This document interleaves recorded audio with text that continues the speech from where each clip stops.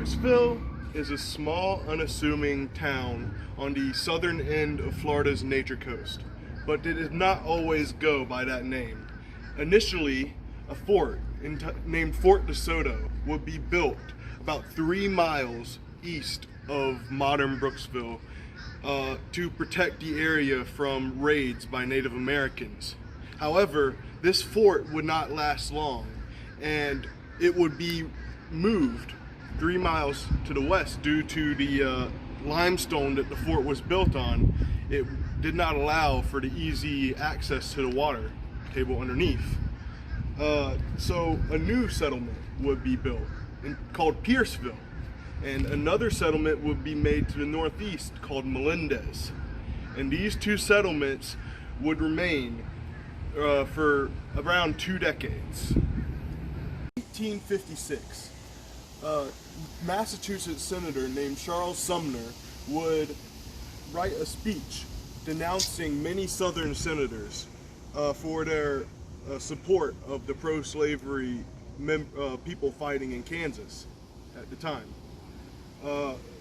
One of the people that Sumner denounced was a man by the name of Andrew Butler, and he was the first cousin, twice removed, of a extremely pro-slavery member of the House of Representatives from South Carolina by the name of Preston Brooks. So Brooks would confront Sumner in the Senate chamber, and there he would beat him nearly to death with a cane. So Brooks's caning of Charles Sumner made national headlines, and the people of the towns of Pierceville and Melendez would see this as a great victory for slavery. Therefore, they would rename their town in his honor, and the two towns would merge together to become one town by the name of Brooksville. A study on racial violence in Hernando County, which is the county that we're supposed to county seat of, in the 18 and 1900s, went to show that Hernando County had one of the highest per capita rates of racial violence in the entire United States during the two centuries. One such case of this violence occurred in 1877 when a man, an African-American cultural and community leader by the name of Arthur St. Clair, would be lynched by a white mob for presiding over an interracial marriage in the town of Dade City. The investigation into his murder would end up being stymied by the courthouse being burned down, and it is believed to have possibly been arson. And all of the records related to his case were destroyed in the fire. In the 1920s, a resurgence of the KKK would lead to a rise in lynchings in the area, and many African American residents would be forced to flee Brooksville.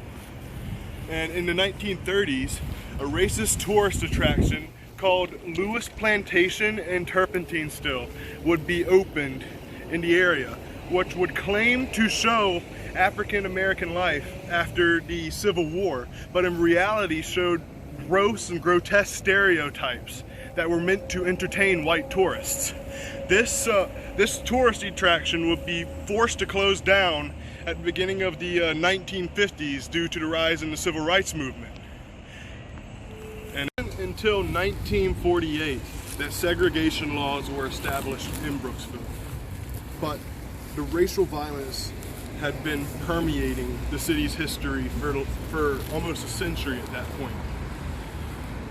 Brooksville's past is everywhere in the town.